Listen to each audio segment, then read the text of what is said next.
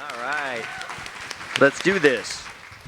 Oh, we're almost there, guys. We almost made it. um, It's a comfy chair, by the way. It's a I've been very watching it all comfy chair. day. I haven't Like, actually is it sat. comfy? Is it not? You never know. You're like, It is like, it's got a good cush to it. So I selfishly chose Josh, Joe, and Brent as my panelists because they're three of the most fun people that I know, and they bring a lot of joy to people's lives. And I thought that would be a great way to finish off the day before we go off and listen to, I don't know, I keep talking about this, my favorite part, Hollywood Chamber Orchestra is going to perform after this, which is going to be great. So let's really start there. I'd love to know, one, kind of how kindness and joy and these kinds of things play a role both in your lives and in your businesses. Because for you guys on the Beekman side, I mean, that's kindness is like the core principle of the brand. And then two, just give everybody the quick kind of founding story, like how you guys got going and what happened. Sure. So kindness, we always say that Beekman 1802, every product has two key ingredients, goat milk and kindness. And it relates to our founding story because we were two New York City guys, a doctor and a writer, and we bought a farm in upstate New York in 2006, like as a weekend getaway. And then in 2008, in the big recession, we both lost our jobs in the city. And we got a letter in our mailbox from a man named Farmer John, a neighbor, who was losing his farm. He had nowhere for his 80 goats to live, and he said, "Can we bring them to your farm?" And we always say that that act of kindness was the beginning of our company. Before we ever made a product, before we were wrapping this first single bar of soap, it was kindness that started our company. So that's how kindness plays a role for us and our founding story. This is my husband, by the way. We've been together 23 years, so yeah. He will probably repeat. We will repeat each other because we just don't. We don't listen to. We what don't hear Baylor each other said. anymore. So. All right, Joe.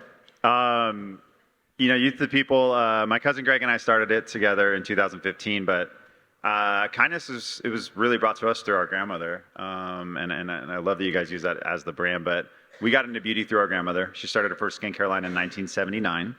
Prior to that, she was an esthetician. She had her own salon and spa, eventually launched her own line. It's still going to this day. It's a very small family business selling to salons and spas. So growing up in the beauty industry and being fourth generation, skincare junkies, we were like, we want to do a brand. So working there forever. And as we were building the brand, something that Youth of the People we always wanted to stand for was people. So we knew how to make great products. We had these ideas for innovative products, but why Youth of the People? Like, what does people stand for? And we wanted to build a brand that hopefully inspired somebody each day to get a little bit better. And what aspirational things do you see in your life that you can bring to us? And so as we built our community, that really became a founding principle of the brand. And that was instilled in us by our grandmother. She was all about helping out other people. She trained thousands of estheticians to have their own successful businesses. She did that more than helping her own business. And I can remember meeting all these estheticians as a kid. So that's how we got it going. Yeah. So I think when I first met Joe and Greg, this was back in 2017, and we had really, we were still fairly young. They were just getting going. Since then, I looked it up. We got 209 email threads. We're on a text thread with a bunch of other founders that's been going on for several years now. And I've always been a huge admirer of your ability to, build, watch out, to build community, right? And I think really, to your point, I think that filters down into the DNA of the actual kind of brand itself. So I'd love to know, from an influencer perspective, I think you guys also have really built the brand in the same way, right? Building community with these people, co-creating. And I think that really is what drove the brand's success, right? Got to our top 10 rankings.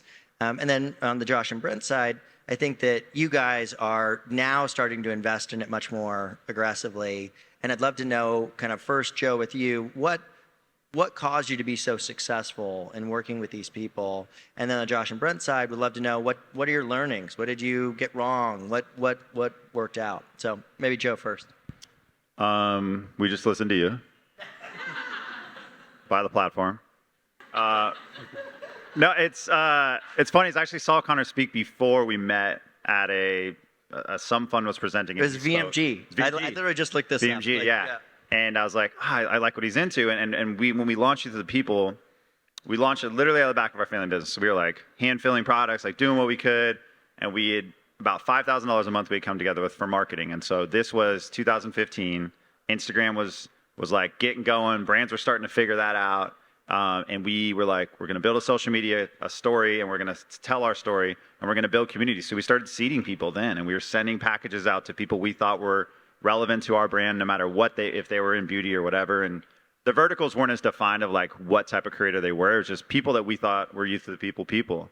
Started doing that, and it just subtly started building this community. And even to this day, some of those people we seeded back then, we still send products, and they're still like part of our community. And it just, we started to scale that, and we didn't really know what we were doing. We just knew we wanted to build this community, this ecosystem of people that kind of reflected the values that we were hoping to put out in our brand. And again, met you guys. We started to talk more and started to apply, like, hire amazing talent that knew how to actually scale these things we were talking about, and put in some really good like methodologies to allow us to build the community we have and grow and be very successful from that. Yeah, you really didn't know what you were doing until we talked, and then you figured it out. Yeah. Yeah, That's pretty summary. much. Pretty much. Now, go ahead, Josh and Brent. Yeah, we were kind of the exact opposite because we have been in business for 15 years, which predates Instagram. And so when we started the company, I would say probably one of the biggest failures, and I hesitate to say failures because we're very proud of how we grew the company, but one of the oversights that we had in our company was not understanding at the time how powerful Instagram was going to become. And so, we're very proud of the fact that we always say we grew our company neighbor by neighbor, literally fighting for every single neighbor, customer. We call all of our customers neighbors, and didn't realize how social media could scale the neighborhood. And that's just now what we're learning. We didn't have a business Instagram account until 4 years ago. That's how. But we grew our company to about $70 million without neighbor by neighbor. Neighbor by neighbor. But this is the thing. I think people think that content creation, having network content creation, is a like new and like relatively new thing in the world of media, right? It's not. Like it's word of mouth. It's no different than my mom 50 years ago calling her neighbor and saying, "Oh my gosh, Pick and Save's got 50% off on hot dog buns." which I love. The philosophy of having many micro or nano content creators is just that. It's just word of mouth. What exists now are different and better tools to measure and manage it. So I'm going to brag about Brent and Josh for a second, because not everybody knows the story of their lives. But Josh is a best-selling author about one of the craziest times in his life. Dr. Brent is a doctor, as well, medical doctor, as well as a professor. And got his MBA at NYU, worked directly for Martha Stewart for a long time. You guys were on The Amazing Race and won the $1 million prize. That was our first fundraising round. Yeah, right there. I want to hear about that. That was our seed round. Tell that story just for a second, because I think it's like so good. How did The Amazing Race happen? Just 2 minutes. Yeah, right? Early in our company, we were just doing all sorts of side hustles. And of course, we were living on a farm. So we had written a cookbook, and we were at the Santa Monica Library doing a signing for the cookbook. And this little lady came up, like 80 years old. She had her oxygen tank with her, like very unassuming. And she said, "Oh, I love you guys. My next door neighbor comes over every Thursday, and we watch the Fabulous Beekman Boys show together." They also had a reality show, I forgot, and a cookbook. So continue. And I said, well, in my head, I didn't really believe her. And so very flippantly, I said, oh, well, if your neighbor, who she said was the president of CBS Reality TV, is such a big fan of our show, why aren't we on The Amazing Race? And she's like, I'm going to tell her. And then... And we thought she was crazy. And like this 80-year-old woman was like hanging out with the head of CBS reality television, watching our show. And 2 days later, we were back on the farm, and the phone rang, and they said, "Hi, we're calling from The Amazing Race. We heard you wanted to run." And at first, we were like, oh, should we do this? But then we thought, well, what a great marketing opportunity. And we said, if we can just make it halfway, no new viewers are going to come in. And so that was our goal, to make it halfway. And then we just couldn't lose. We couldn't lose. It was like... We just kept going.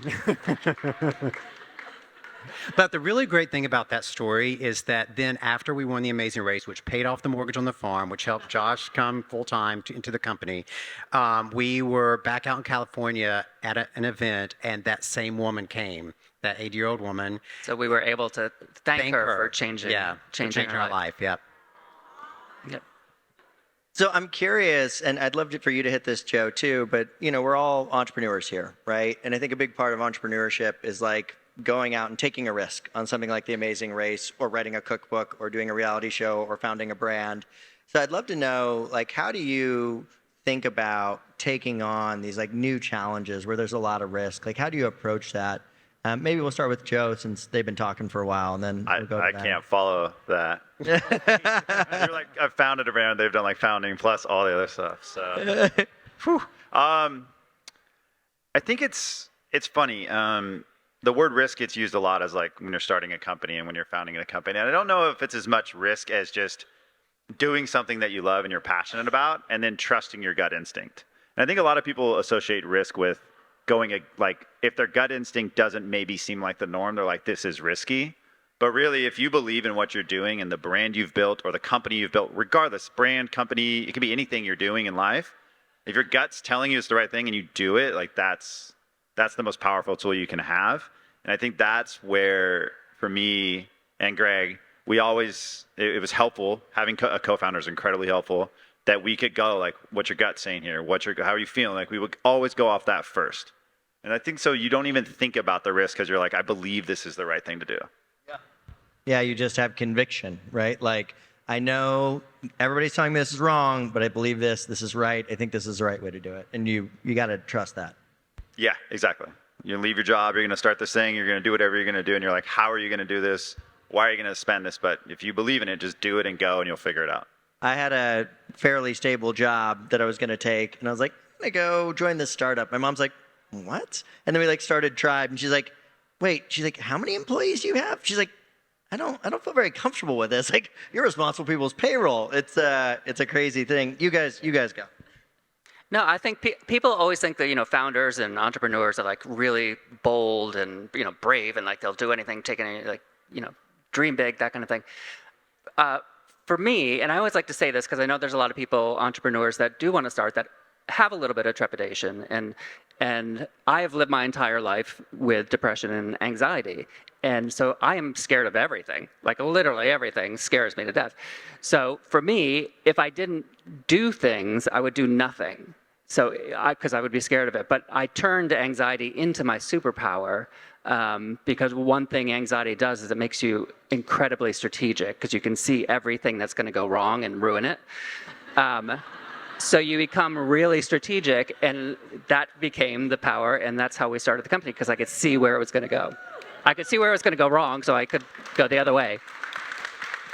So Brent, I know you have a slightly different approach than Josh. Yeah, You're not quite he as looks anxious. at everything negative, and I'm the eternal optimist, and I think that's why it works. But Delusional. when you ask the, and here's what's interesting about this question, Conor, and I didn't think about this until just when you asked it. I think my ability to tolerate risk as an entrepreneur actually came from growing up in the South, a gay kid.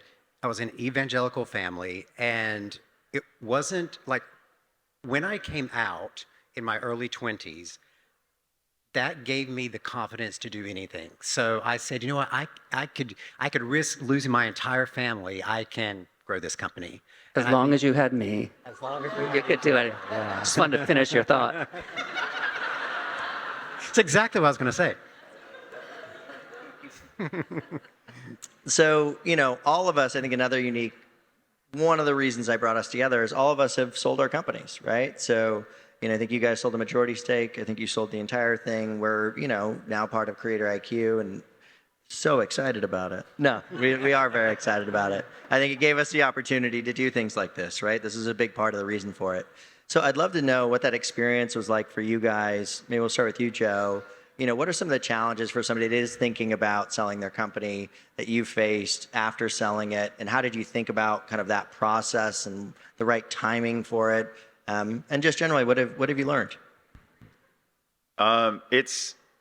It's a unique process selling a company because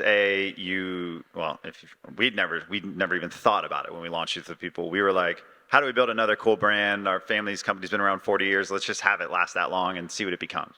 And then it goes fast, and then you raise money to just kind of survive, and you keep growing, and then people start telling you, this is worth a lot of money. You should do this and that. And it's like, whoa, like what's happening, right? And so then you finally you get there and you sell it. And we were very fortunate in that when we were acquired by L'Oréal, we had talked with them for a long time.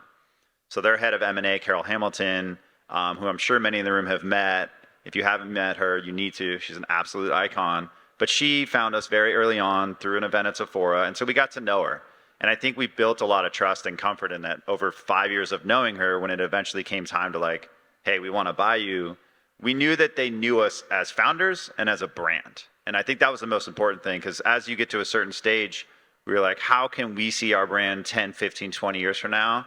Just randomly walking down the road, see a store or a sign or maybe a wild posting, and you're like, yes, like it's still what we had dreamed, or it's more than we had ever dreamed, right? And I think we had that faith and like that trust in them, and through that relationship we built. And I think as that happened, that got us to a place of like, this is the right decision for us, the right decision for the brand to go on and thrive and grow to become what it does. Because a lot of people look at selling as like, whoa, you're losing this, you're losing that, but you're also gaining the ability to become a global brand that stands the test of time. And global isn't always like, are you in every country? It's global in that if you can stand for 50, 75, 100 years, that's really, really cool. And we had always built the brand to like evolve with the times and be what it can be. And so that was like, this is the right place to be. And here we are. Now we're integrated in and going fast. Yeah, totally. I think for us, we, as Josh said, we had grown the company to about $70 million and had no employees that had any background in beauty. And we knew at that point, and this was right coming into the pandemic, we're like, wow, we've got to do something. We've got to have people who know how to grow a company beyond this point. And so we went out to get investors, and we talked to strategics and private equity because we didn't know which direction we were going to go. And ultimately went with private equity, and they took in a majority stake. We still own 30% of the company, so it's a little bit different than Joe's situation because we're still really in there responsible for bringing in a lot of the revenue as well until we get to the point where we sell to a strategic. And I think the thing that we were most worried about was giving up control. I mean, when you sell majority stake, you give up control, and everybody, that was the warning to us, was that you're not in control of your brand anymore. But after we did it, I realized you're never in control of things. As an entrepreneur, as a founder, you're in control of nothing. You're constantly needing to persuade people to your vision. So, when we had 100%, we still had to persuade Ulta, who is our amazing partner, that we were worth taking a risk on. It's always persuasion. So now, even though Eurazeo is our major investor, and we use our abilities to persuade them to know or do what we think is best for the brand. So overall, it's been an amazing, positive experience.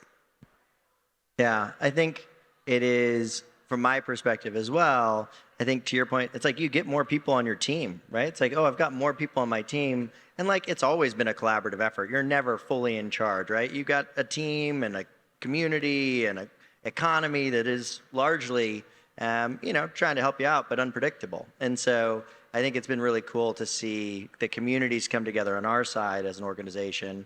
It's, again, like, half this community is ours, half of it was not ours, but it's all becoming one, which is really special. So I'd love to do one last question. I'm going to wrap this up a little earlier than, initially planned because, it's the end of the day. Let's get a cocktail. And I don't know that I've actually ever asked this advice. I've done 100 podcast episodes. I've never asked this one. If you had one piece of life advice, because I think that you guys all live lives that I personally admire, what would be your life advice to people in the room? Mine would be to be kind. I mean, being kind costs you nothing and can reap you infinite rewards. And that's exactly how we started our company, and how we've lived our lives, and we feel very lucky. And along those same lines, I would probably say, hating to go back to my evangelical roots, but love thy neighbor. And I think that's so important because if you look at any culture, any religion in the world, there is that tenet that's in that culture about loving and respecting your neighbor. And neighbor is a very choice word because if you are considerate of the person sitting right next to you, and then they're considerate of the person sitting right next to them, and so on and so on and so on, then you've surrounded the world with neighborliness. So I think love thy neighbor. Love that. Joe? Kind of what I said earlier. I mean, I guess I can go two parts of this, but trust your gut. I mean, I just think there's so much second guessing and self-doubt and things, and there's a lot of reasons for that are very valid, but at the same time, like, you're never going to be who you are as a human if you're not trusting what your gut is telling you to do. And so it doesn't matter what you do in life. Like, if you can just trust that and go with that, you'll always be happy with like what's happening, and you'll be a good neighbor. And then I would say the other only piece based upon where we are is, trust your neighbor, trust your tribe, trust your community. That can be as a big brand or family, individuals, the people around you are so important. Yeah. Well, with that, I think we're going to wrap up the whole thing. Thank you so much, guys, for taking the time out. Thank you, everybody, for being here. Hey, and round of applause for Conor Yeah, for putting together this amazing day. Yes. Amazing event. Yeah, Conor.